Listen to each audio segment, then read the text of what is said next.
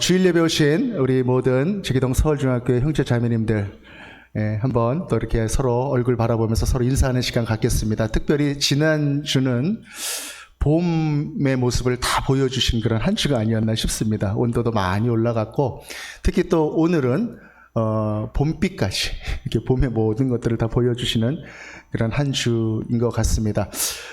메마른 땅에 촉촉한 봄비가 이렇게 내려서 스며들듯이, 그렇게 오늘 성령께서 우리 마음속에 메마른 마음이 있었다면, 또 척박한 마음이 있었다면 성령께서 그렇게 찾아오시기를 간절히 소망합니다. 오늘 이 마음으로 우리 옆에 계신 분들 보면서 이렇게 인사하실까요? 봄비처럼 성령이 임하시기를 바랍니다. 이렇게 인사하십시오. 봄비처럼 성령이 임하시기를 바랍니다. 할렐루야. 네. 오늘은 사도행전 강해 설교 계속 이어갑니다. 오늘은 영의 눈을 뜨고 세상을 이기다 라고 하는 제목으로 전체 본문 사도행전 4장 23절로 37절까지의 말씀을 함께 나누도록 하겠습니다. 베드로와 요한 두 사도가 잡혔다가 풀려났습니다. 사내들인 공회는 그들을 위협하면서 이야기했지요. 너희들은 예수 이름을 말하지도 말고 가르치지도 말아라. 그렇게 이야기했을 때 이 두 사도들의 대답은 노였습니다. 노. 그렇게 할 수 없다. 우리는 보고 들은 것을 증언하지 아니할 수 없다. 그렇게 담대하게 그 유대교의 최고 권위 앞에서 이야기했던 것입니다. 우리는 부활하신 예수를 직접 보았다. 그리고 우리는 우리가 모인 자리에 임재하셨던 그 성령을 직접 체험하였다. 그 성령께서 우리에게 모든 것들을 알게 하셨고 우리를 담대하게 하셨고 우리는 그것을 증언할 뿐이다. 그렇게 베드로와 요한은 담대하게 이야기했던 것입니다. 이 사람들이 만약에 어떤 자기 주장을 하는 것이었다면 그들이 이렇게 담대할 수 없었을지도 모릅니다. 그러나 그들은 그들이 경험했던 사실을 말하는 것이었고, 자기들이 그리는 어떤 자기들만의 어떤 이상적인 그러한 설명, 그러한 세계의 설명을 하는 것이 아니라 그들이 경험했던 성령께서 주셨던 바로 그 진리를 갖고 있었기 때문에 그들은 담대하게 그 공회에서 이야기할 수 있었던 것입니다. 그래서 그들은 겁이 없었던 것입니다. 겁이 없었던 것입니다. 사람이요, 마음속에 진실이 있으면 겁이 없어집니다. 그 진실을 품고 있으면, 그리고 내가 그 진실을 얘기해야 되겠다, 그 마음에 드는 그 마음대로 따라가고자 결단하면 그 순간부터는 겁이 나는 게 없어지는 거예요. 이 베드로와 요한의 마음속에 성령께서 주셨던 그 복음의 메시지가 진실되고 분명하고 강력했기 때문에 그는 이 공회에서 담대하게 선포할 수 있었던 것입니다. 복음은 이런 사람들을 통해서 퍼져가는 것입니다. 복음을 진실되게 고백하는 사람, 하나님의 살아계심을 진실되게 체험한 바로 그 사람, 바로 그 사람의 진실을 통하여 퍼져가는 것입니다. 성령께서 찾아오셔서 영의 눈을 뜬 그 사람, 육의 눈만 뜨고 그렇게 바라보면서 살아가다가 성령께서 보여주시는 그것을 볼 수 있게 된 그 사람, 영의 눈을 뜬 그 사람을 통하여 진실된 복음이 전파된다는 것입니다. 그래서 이 공회는 그들을 막을 수가 없었던 것입니다. 성령께서 하신 일입니다. 공회에서 풀려난 이 두 사도는 동료들에게로 갔습니다. 그래서 공회에서 있었던 일들을 그들에게 다 말했습니다. 그 말을 들었던 그 동료들의 반응이 어땠는가? 오늘 말씀 속에 그 이야기가 나와 있는데 그들의 반응이 어떤 반응이었습니까? 옥에 갇혔다가 풀려났어요. 그럼 그들이 풀려났구나, 축하합니다, 축하합니다, 잘 왔다, 그렇게 이야기를 하고 웰컴했던 것이 아니라 그들의 반응은 바로 기도하기 시작했다라는 것입니다. 기도하기 시작했다. 대주제여, 하나님을 부르면서 그들이 기도하기 시작했다라는 것이죠. 사도행전 4장 24절 보면 이렇게 기록됩니다. 그들이 듣고 한 마음으로 하나님께 소리를 높여 이르되 대주제여. 다 마음을 모아서 대주제여, 이렇게 기도하기 시작했다는 것입니다. 저는 이것이 너무너무나 은혜가 됩니다. 한 마음으로 하나님의 이름을 불렀다. 정말 하나님을 믿는 사람들은요, 하나님의 이름을 시도 때도 없이 부르게 되어 있습니다. 기쁜 일이 있어도 하나님을 부르고, 슬픈 일이 있어도 하나님, 길 가다 넘어져도 아이고 하나님 아버지, 입에서 툭툭툭툭 나오는 말이 하나님이 될 수밖에 없는 것입니다. 주권자 하나님, 그 하나님을 고백하는 그 고백이, 그 부름이 오늘 이 모임 가운데 나오고 있다는 것입니다. 대주제여, Sovereign Lord, 모든 것의 주인이신 그 하나님을 지금 고백하고 있는 것입니다. 완벽한 주권을 말하고 있는 것이죠. 이 세상을 창조하신 그 창조의 주권뿐만 아니라 이 세상을 운영하시는, 인간의 모든 역사를 운영하시는 바로 그 일들을 주관하시는 주권자, 그 하나님을 지금 고백하고 있다는 것입니다. 여러분, 그 하나님을 고백할 때 어떻게 부르십니까? 하나님, 전능하신 하나님, 이렇게 고백하고 부르시잖아요. 여러분, 그렇게 하나님 하고 부르면 그 하나님이 분명하게 느껴지시고 또 이렇게 고백이 되십니까? 네, 고개를 이렇게 끄덕끄덕 거리시면서 아멘 하시는 분들도 있고, 또 저 말이 무슨 말일까? 그런 분들도 있는 것 같고 그렇습니다. 하나님, 전능하신 하나님, 이렇게 부를 때 그 하나님이 내게 느껴진다면, 하나님이 내 앞에 계시고 나의 기도를 들으신다는 그 분명한 확신 가운데 우리가 나아갈 수 있다면 어찌 기도하지 않을 수 있겠습니까? 어찌 찬양하지 않을 수 있겠습니까? 그 하나님이 분명히 느껴지는데, 그 하나님이 분명히 내 앞에 계시는 걸로 내가 고백이 되어지는데 어떻게 찬양하지 않을 수 있겠습니까? 우리가 열심히는 사는데 우리가 하나님의 이름을 부르고 있지 않지는 않은지, 우리가 이것을 한번 곰곰이 우리의 신앙을 점검해 보아야 하는 것입니다. 우리는 하나님을 바라보면서 우리의 삶의 믿음의 모습을 세우고 나아가고 있는지, 아니면 우리의 의지로만 그렇게 하고 있는지. 하나님의 이름을 부를 때, 우리가 고난당할 때도 불러야 되는 것은 하나님 그 이름인 것입니다. 우리가 기쁜 일을 맞을 때에도 우리가 불러야 되는 것은 바로 그 하나님 그 이름인 것입니다. 우리의 모든 시작과 끝이 하나님이어야 된다라고 하는 것입니다. 모임의 시작도 하나님의 이름을 부르면서 시작되는 것이요, 끝나는 것도 하나님의 이름을 부르면서 끝나는 것입니다. 우리의 일상의 삶 속에서도 모든 일의 시작과 끝에 하나님께 감사와 영광을 돌려드리시기 바랍니다. 자녀들의 취업을 축하하는 자리, 또 자녀들의 입학을 축하하는 그 자리에서도 축하해 축하해 이 말 하기 전에 우리 하나님께 감사하자, 우리 하나님께 영광 돌려드리자. 그 모든 것들을 주장하신 분이 바로 하나님이심을 그 기쁨의 순간에 여러분 기억하십시오. 그리고 그 모습을 자녀들에게 보여주십시오. 그 자녀는 절대로 하나님을 잊지 않게 될 것입니다. 역대상 28장 9절 하반절에는 이렇게 기록됩니다. 여호와께서는 모든 마음을 감찰하사 모든 의도를 아시나니 내가 만일 그를 찾으면 만날 것이요 만일 내가 그를 버리면 그가 너를 영원히 버리시리라. 아멘. 모든 상황 속에서 우리 하나님의 이름을 먼저 기억하는, 영광을 돌려드리는 우리 모든 믿음의 형제 자매님들 되시기를 간절히 바랍니다.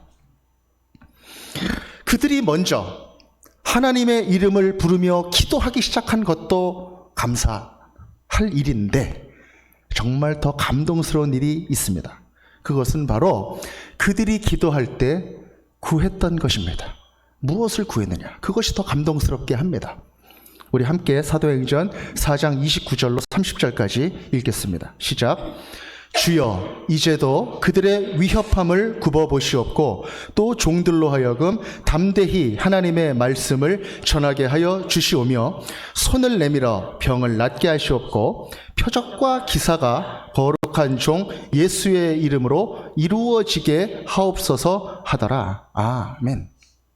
옥에 갇혔다가 지금 풀려났어요. 위협이 있습니다. 공의회에서 예수를 전하지 말라고 하는 그런 이야기가 있다라는 것을 다 들었어요. 그런데 그들이 구했던 것은 하나님, 하나님의 말씀을 담대히 전하게 하여 주옵소서. 그것을 구했다는 것입니다. 하나님이 위협이 없어지게 하여 주옵소서. 우리가 안전하게 하여 주옵소서. 그것을 바라보면서 구했던 것이 아니라 담대하게 하나님의 말씀을 담대하게 전할 수 있게 하옵소서. 이것을 그들이 구했다는 것입니다. 이것이 매우 감동적으로 다가오는 것이죠. 그들은 그들의 앞에 위협이 찾아올 것을 충분히 예상하고 있었습니다. 하나님의 말씀이 그렇다라는 거예요. 오늘 사도행전 4장 25절 하반절에 보면 시편 2편 1절 2절 말씀을 인용하면서 이렇게 기록하고 있습니다. 여러분 25절 하반절 보시면 열방이 분노하고 족속들이 허사를 경영하고 세상의 군왕들이 나서고 관리들이 함께 모여 주와 그의 그리스도를 대적하도다. 군왕이 나서고 열방이 분노하고 족속이 나서고 관리들이 모여서 그리스도를 대적한다. 하나님을 대적한다라는 것이 말씀에 기록되어 있다는 것입니다. 그 말씀대로 그것이 우리에게 지금 나타났다. 27절 말씀입니다. 과연 헤롯과 본디오 빌라도는 이방인과 이스라엘 백성과 합세하여 하나님께서 기름 부으신 거룩한 종 예수를 거슬렀다. 그것을 그대로, 그 말씀이 그대로 지금 우리 앞에 위협으로 이루어지고 있다. 그렇게 이야기하고 있는 것입니다. 그리고 28절은 이야기합니다. 그 모든 것들은 하나님께서 예정하신 것이었다. 하나님의 크신 예정 가운데 그것이 들어 있었던 것이다. 물론 그 안에 인간의 자유의지도 포함이 됩니다. 스스로 악의 길을 선택한 그 사람에게는 화가 있을 것이지만 그러나 그 모든 것들을 섭리하시고 주관하시는 하나님의 주권이 그 자리에 있다라는 것입니다. 그래서 하나님이 대주제시다. 통치하시는 하나님이시다. 그 고백이 그곳에 있었던 것입니다. 그리고 나서 그들은 29절에서 고백합니다. 주여, 이제도 그들의 위협함을 굽어 보시옵고, 이제도 주의 위협함을 굽어 보시옵고. 위협함이 있다는 것입니다. 위협함이 내 눈앞에 있다라는 것이에요. 그것을 부인하는 것이 아닙니다. 그것을 없애주실 것이다 라고 그렇게 이야기하는 것이 아니라 그 위협함을 굽어 보시옵고, 그리고 이야기하는 것입니다. 담대히 하나님의 말씀을 전하게 하여 주옵소서. 그 위협에도 불구하고. 여러분이 마음이 어떤 마음이었을까요? 요즘은 아이를 낳을 때 결혼을 하고 아이를 낳을까 말까 고민하는 시대가 되었습니다. 우리 청년들, 전에는 그래도 결혼하면 아이를 그래도 둘을 낳을까 셋을 낳을까 고민하는 시대가 되어 있었고, 또 하나를 낳을까 둘을 낳을까 이런 고민하는 시대가 있었는데 아이를 안 낳는다는 그런 생각은 없었는데 이제는 시절이 약해서 그런 고민을 하는 시절이 되었죠. 아이가 호스트의 의미로 다가오기도 하고 또 아이에게 잘 못해줄까 봐 또 그런 것들을 걱정하는 그런 청년들도 있고 그렇더라고요.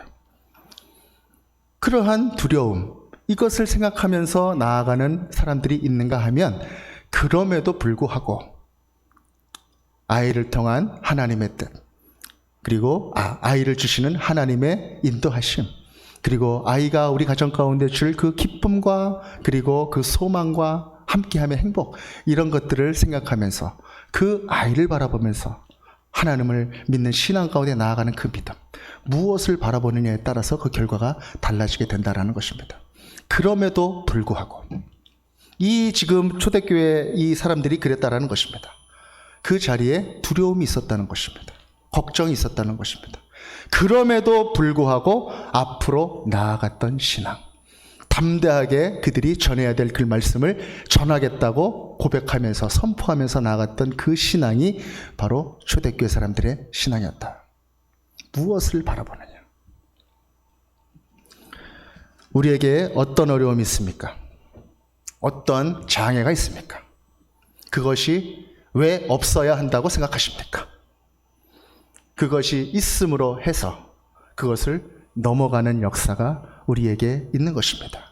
그리고 그 넘어서는 그 자리에 이미 가 계시는 성령께서 우리를 인도해 주고 계시는 것입니다. 그분께 기도할 때 그분은 말씀하십니다. 장애가 있다. 거기서 멈추지 말아라. 그럼에도 불구하고 우리는 하나님만 바라보며 나아간다. 그렇게 기도하라는 것입니다. 사랑하는 여러분, 하나님을 믿는 신앙은 항상 대적을 만나게 되어 있습니다. 대적하는 것. 여러분, 믿는 일이 쉬운 일만 있었습니까? 그렇지 않잖아요. 좀 믿음대로 한번 살아보려고 그러고 열심히 믿음대로 전해보려고 하는데 막는 일이 생기고 어려움이 생기고 나 자신에게 실망하는 일들이 생기고 그렇잖아요. 외부의 핍박들도 있습니다. 불신앙의 세상을 우리는 살아가고 있기 때문이죠. 예수님을 믿는 신앙은 핍박으로부터 시작이 됐습니다. 오늘은 우리는 그 현장을 보고 있는 것이죠. 오늘 사도행전 4장 27절 말씀처럼 복음이 막 시작됐을 때에 이스라엘 지도자들에 의해서 핍박이 있었고 또 헤로데에게 핍박받고 로마의 지도자 본디오 빌라도에게도 핍박이 있었다. 그것을 우리는 보고 있는 것입니다. 핍박으로부터 복음은 시작되었다. 그런데 참으로 아이러니한 것은 교회에 핍박이 있을 때 이 예수님의 교회는 점점 더 든든하게 세워졌다라고 하는 것입니다. 점점 더 든든하게 세워졌다. 핍박이 있을 때. 참 아이러니합니다.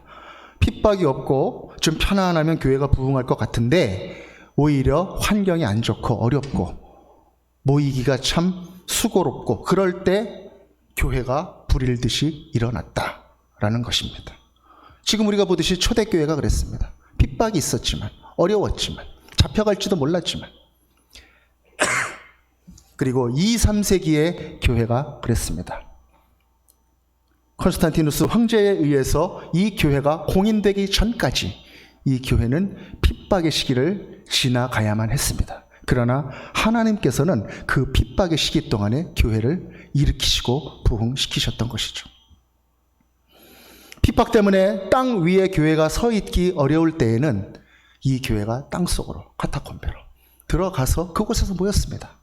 핍박이 있을 때 오히려 더 모이기 힘쓰고 더 하나님을 붙잡았었던 그 일들. 저도 오늘 말씀을 준비하면서 차에 오늘 교회로 오는 이 차 안에서 그런 고백을 했어요. 고난을 겪으면서 오히려 나의 신앙이 더 공고해지고 더 하나님만 붙들게 되는 그런 신앙이 된 것 같다. 그러면서 언제 어떤 고난이었는가 또 우리 가족 중에 누가 물어봐서 하나하나 제가 당했던 고난들을 이렇게 생각하면서 그 안에서도 하나님을 붙잡았었던 그런 기억들을 서로 나누면서 이렇게 차 안에서 왔습니다. 교회의 진짜 위기는 이렇게 고난이 찾아올 때가 아니라 언제냐면 바로 편안해졌을 때. 이렇게 모이면 되겠다. 이렇게 하면 잘 될 것 같다. 그런 편안함이 그 속에 찾아왔을 때 교회의 위기는 시작되었다는 것입니다. 교회가 공식적으로 인정받았을 때, 국가의 종교가 되었을 때, 국가 예산이 투입되었을 때, 더 이상 피 흘리지 않아도 되고 눈물 흘리지 않아도 되는 그때에 교회의 위기가 찾아왔던 것입니다. 건물이 교회 모이라고 세워지고 아무도 핍박하지 않을 때 천천히 교회는 썩기 시작했고 부패하기 시작했다. 그래서 예배는 계속 형식적이 되었고 교권주의는 점점 심해졌다. 교회의 겉과 속이 점점 달라지게 되었다는 것입니다. 핍박과 고난이 끝났을 때 오히려 교회의 위기는 시작이 되었다. 육의 눈으로 볼 때는 교회가 이제 편안해졌으니까 교회가 이제 앞으로 달려가기만 하면 되겠다. 그렇게 판단했을 수 있지만 영의 눈으로 봤을 때는 그 초록색으로 보였던 그 환경이 빨갛게 하나님의 눈으로 보면 빨간 위험의 조건이 되었었다라는 것입니다.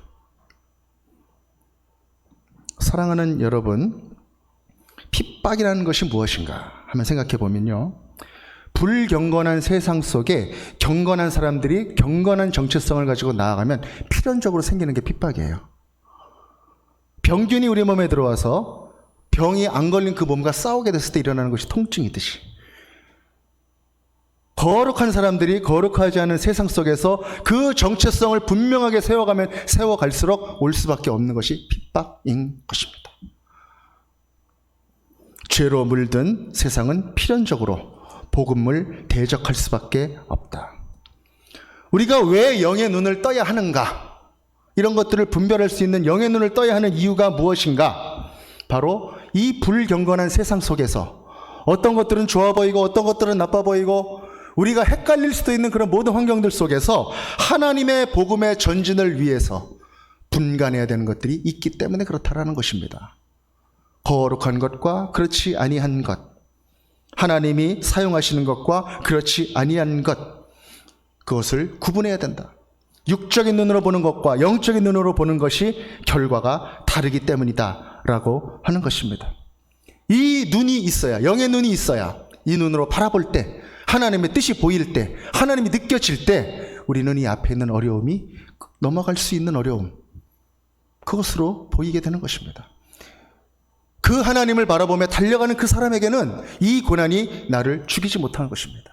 이 고난을 넘어갔을 때 그 고난이 나를 강하게 하였다, 이렇게 고백할 수 있는 그러한 축복이 그에게 준비되고 있다라고 하는 것입니다.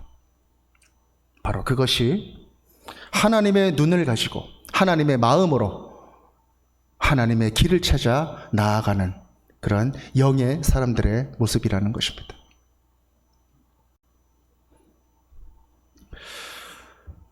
제가 이 말씀을 준비하면서 생각나는 한 가지 이야기가 있었습니다. 네팔에 관한 이야기입니다. 네팔. 여러분 네팔 아시죠? 네팔은 힌두교의 나라입니다. 구석구석이 다 힌두교라고 생각하시면 돼요. 처음부터 끝까지. 그런데 그 네팔 그 힌두교 그 사회 속에 복음을 전하겠다고 가서 헌신하고 있는 우리 한국 선교사님들이 있습니다. 제가 지진 구호를 위해서 그곳에 처음 갔을 때 그분들을 만나고 참 은혜를 많이 받았던 경험이 있습니다. 그분들과 함께 교제하고 또 예배드리고 또 지진으로 무너져 있는 그 조그만 교회에 찾아가서 또 예배드리고 위로하고 그랬던 경험 속에서 네팔이 점점점 제 마음속에 들어왔었던 그런 간증이 제게 있습니다. 2015년 4월에 지진이 일어났을 때 그곳에 갔더니 가서 이제 의사들분들과 함께 여러분들과 함께 나눴던 것 같아요. 지진이 일어나서 그분들을 도와줬던 그런 일들이 있었는데 그 일들이 있고 나서 돌아올 때쯤 돼서 어떻게 이곳을 좀 더 도울 수 있을까라고 생각했을 때 알게 된 것은 그곳에 이제 우기가 찾아온다라는 것입니다. 6월에 2달 있다가.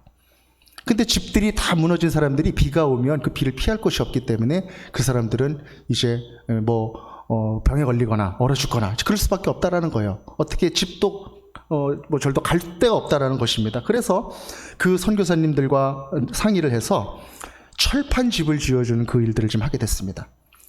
가까운 곳에 인도에서 한 이만한 그 큰 철판을 하나에 한 150불 정도 했었던 것 같아요.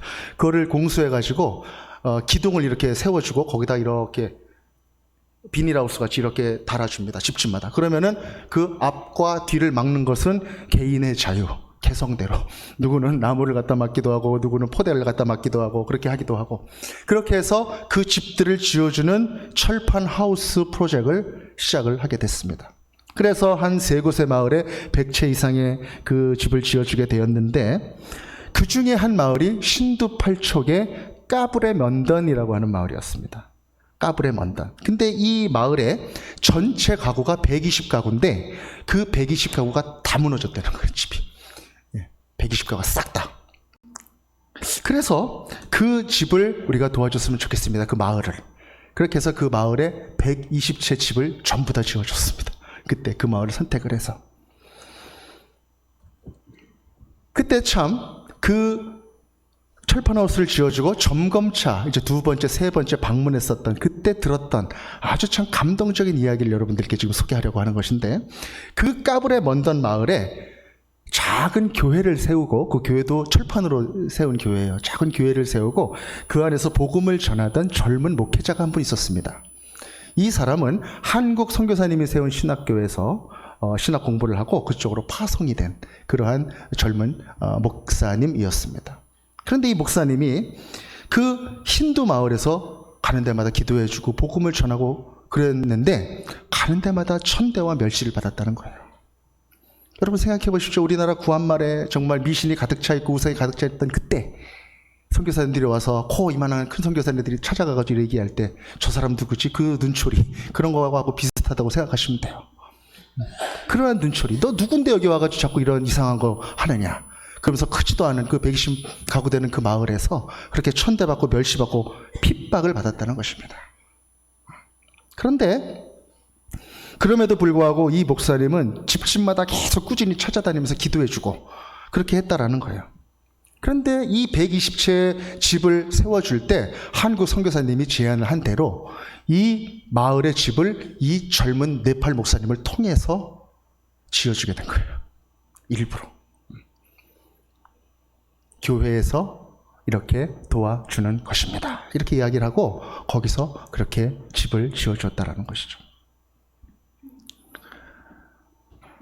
이 목사님이 그 집을 다 지어준 다음에 그 동네에서 변화가 일어나기 시작했다는 거예요. 우리가 찾아가서 이야기를 할 때도 그 동네 그 엘더들이 있을 거 아닙니까? 엘더들이 이렇게 모여가지고 이야기를 하는데 우리나라도 우리 정부도 우리를 도와주지 않았는데 한국에서 이 목사님 통해가지고 이렇게 도와줘가지고 참 너무 감사하다. 막 그런 이야기들을 막 하고 있는 거예요. 그래서 모임을 하고 있는 것도 막 이렇게 뒤에서 방해하지 않고 관심 있게 지켜보고 막 이러고 있는 분위기가 거기 있었는데 이 집이 지어진 다음에 이 목사님이 찾아갈 때마다 이 목사님의 입지가 쭉 이렇게 올라가 있는 것을 경험하게 되었다라는 것입니다.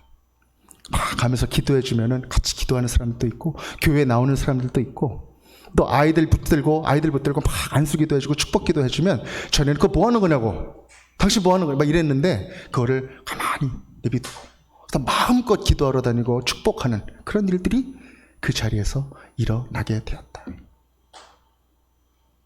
이 목사님이 얼마나 기도하셨겠어요. 견고한 그러한 네팔의 힌두의 진이 있는데 그것을 무너뜨리게 해달라고. 당장은 길이 보이지도 않고 답도 보이지도 않고 이 사람들의 생각이 과연 변할까? 그렇지만 일생을 헌신하면서 그 자리에 목회자로 들어가서 계속 기도하고 그곳에서 복음을 전할 때 하나님께서 그 일들을 통하여 영의 길을 열어주셨다는 것입니다. 그곳에 예수 그리스도의 복음이 들어가도록. 그 말씀을 이렇게 눈물이 글썽글썽대면서 그 목사님 그 얘기를 하는데 너무나 마음이 좋았습니다. 열심히 NGO 사역을 통해서 하나님께서 이렇게 일하셨구나. 그 모든 일들을 섭리하고 도우셨던 분이 바로 우리 하나님이셨던 것입니다. 핍박이 있었지만 끊임없이 말씀을 전하는 그 사람들을 통하여 그곳에 영의 문을 여시고 복음이 들어가게 하신 하나님. 우리가 명심해야 될 것이 있습니다. 우리가 복음을 전할 때에 어려운 일이 반드시 있습니다. 반드시.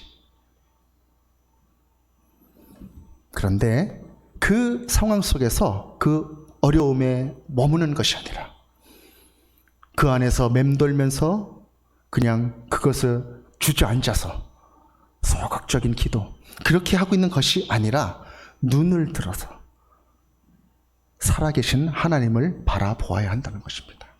모든 것들을 능력으로 이끌어 가시는 하나님의 섭리를 바라보아야 한다는 것입니다. 고난을 통하여 역사하시는 하나님을 큰 믿음으로 고백하면서 내게 다가와 있는 힘들고 어려운 일들을 힘들고 어려운 그 일이다라고 딱 정의 내리는 것으로 끝나는 것이 아니라 그 일들을 통하여 일하실 하나님, 더 크신 하나님, 대주제이신 하나님을 바라보며 나아가야 한다. 그런 믿음의 사람, 영의 눈을 뜬 사람, 하나님의 눈으로 보는 사람, 하나님의 마음으로 바라보는 사람이 되어야 한다는 것입니다. 사랑하는 여러분, 인간이 생각하는 안전, 인간이 생각하는 편안함과 하나님이 생각하시는 평화는 다른 것입니다. 하나님의 평강은, 하나님의 평화는 그 모든 인간에 겪을 수 있는 그런 일들까지도 다 포함하는 평강인 것입니다. 그것을 지나야만 우리에게 다가오는 평강일 수도 있고, 그 모든 것들을 경험해야만 감사할 수 있는 평강일 수도 있고, 그 모든 것들이 순교의 피로 흘려져야만 하나님의 크신 평강이 찾아올 수 있는 바로 그 평강이 하나님의 평강이다라는 것입니다. 하나님의 차원에서 우리는 바라볼 수 있어야 한다. 언제 그것이 가능합니까? 영의 눈을 떴을 때 그것이 가능하다는 것입니다. 육의 눈으로만 바라보고 내 생각대로만 평가하고 그렇게 해서는 절대로 볼 수 없는 하나님의 뜻과 섭리가 그 가운데 있다. 바로 그렇게 영의 눈을 뜨고 살아갔었던 사람들이 바로 초대교회 사람들이었다는 것입니다.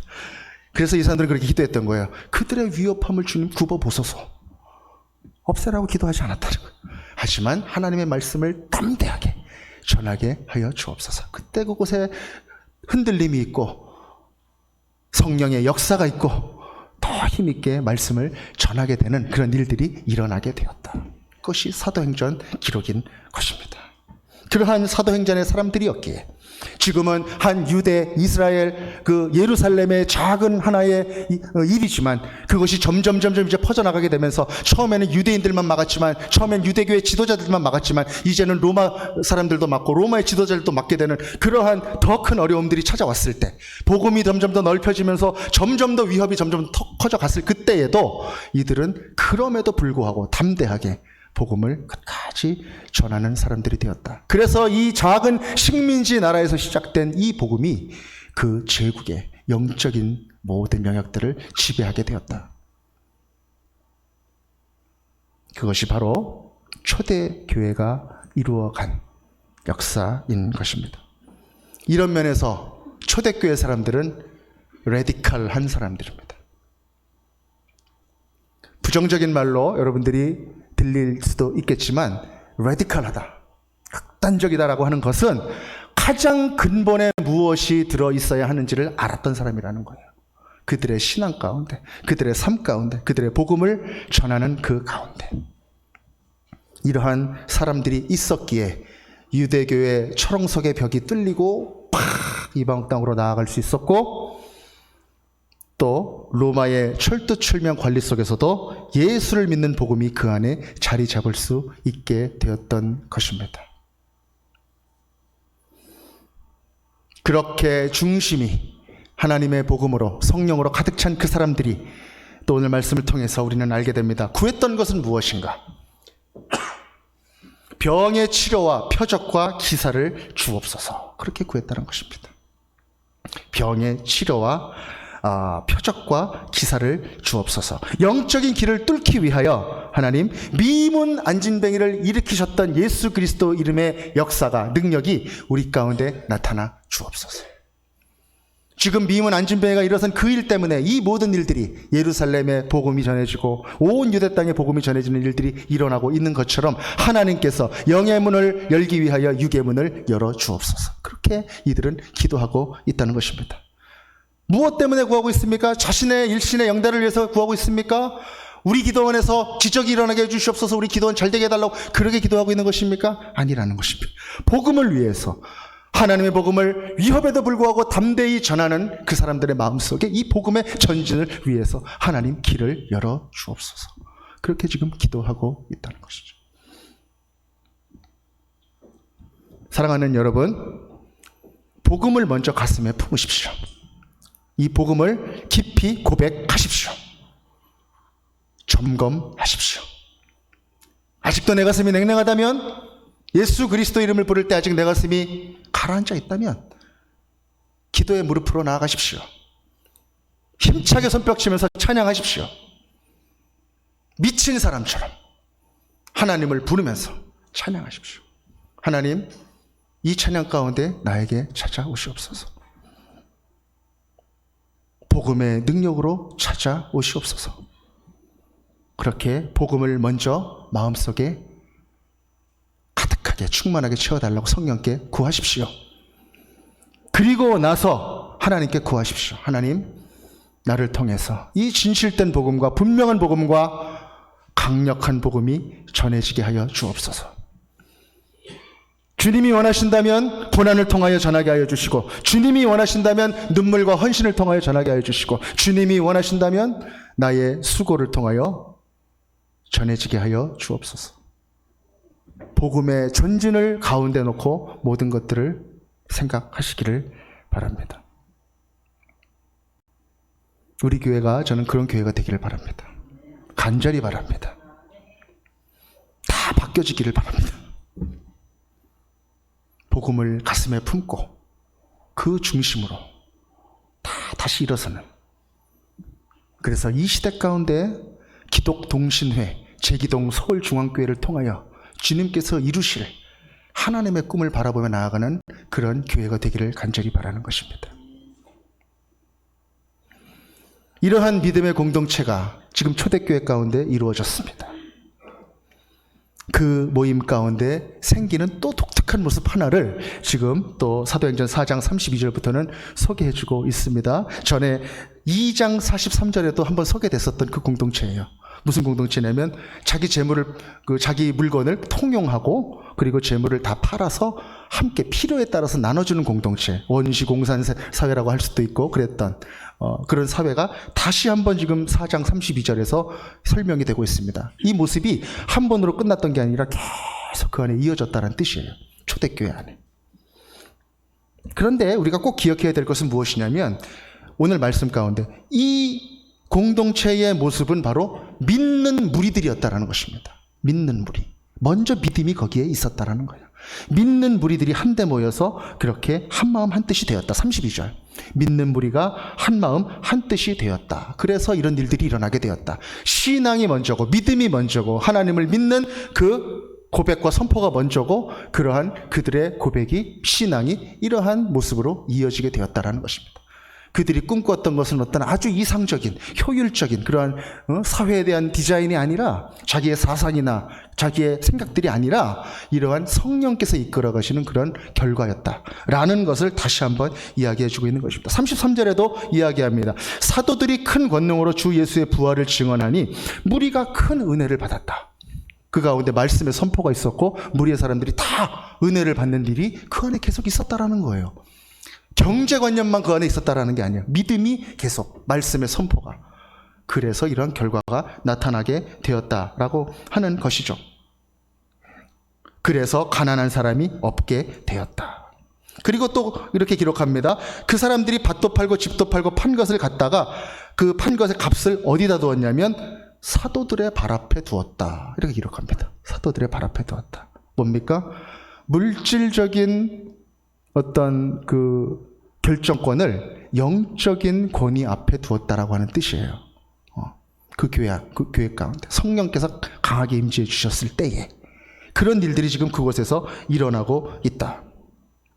전혀 세상 사람들이 이해할 수도 없는 그런 공동체, 고난과 핍박이 찾아왔는데도 담대하게 더 전하게 해주십시오. 이렇게 기도하는 공동체.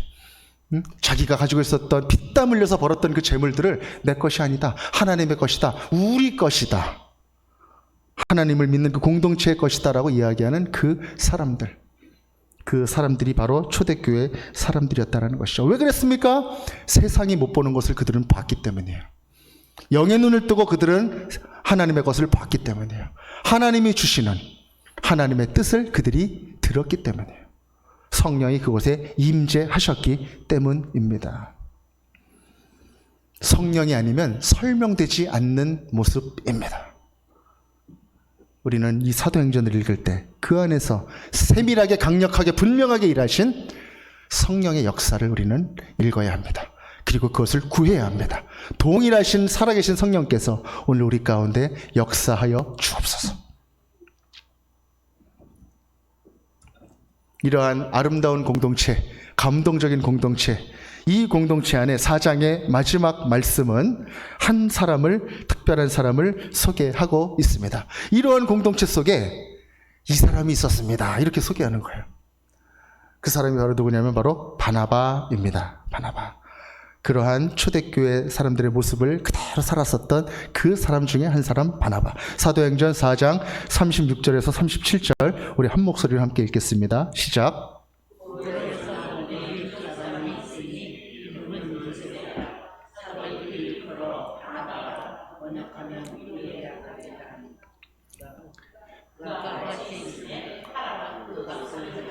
사도들의 발 앞에 드니라. 아멘. 고향도 나오고 족속 이름도 나오고 그 사람의 원래 이름도 나오고 다 정보가 나옵니다. 근데 그 사람이 그 공동체에서 자기가 가진 밭을 팔아서 다 사도들의 발 앞에 두었던 바로 그 한 사람이었다. 이 바나바를 통해서 사도행전은 이제 더 커다란 복음의 전진을 이제 설명합니다. 그 이야기는 이따가 오후에 사도 바울 시간에 여러분들께 말씀을 드리도록 하겠습니다. 사도행전이 참 재밌는 게 한 이야기가 끝날 때 살짝 한 사람을 이렇게 소개해요. 4장 바나바를 탁 소개하고 7장 스데반이 막 이렇게 고난받고 막 돌 맞아가지고 죽는 그 순간에 그때 사도 바울이 그것을 보고 사울이 그걸 보고 있더라 이렇게 소개합니다.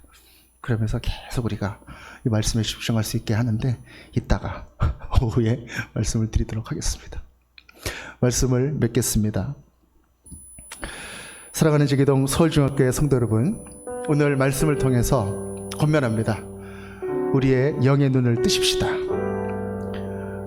하나님이 우리에게 주시는 그 마음을 우리가 잘 발견하십시다. 혹시 우리의 생각이, 우리의 의지가, 우리의 습관이 가로막고 있었던 그 무엇이 있었다면, 이 고난을 그냥 고난으로만 여기고 있었던 그런 것이 있었다면, 하나님 주님의 눈으로, 주님의 마음으로 이 모든 것들을 볼 수 있도록 하나님 우리를 인도하여 주시고, 주님께서 그 너머에 가게 하시는 그 자리까지 가게 하여 주옵소서. 육적인 눈으로만 살아가는 세상 사람들처럼 그럭저럭 살아가고 아웅다웅 살아가고 그렇게 살아가는 사람들이 아니라 하나님의 마음을 품고 손해보면서 애쓰면서 노력하면서 기도하면서 그렇게 살아가는, 그래서 하나님이 주시는 그 의미로 이 세상 모든 것들을 해석하고 따라가는 그런 복된 믿음의 사람들이 되기를 간절히 바랍니다. 이 모든 사도행전의 은혜가 제기동 서울중앙교회 모든 형제 자매님들께 함께 하시기를 예수 그리스도 이름으로 간절히 축복합니다. 아멘.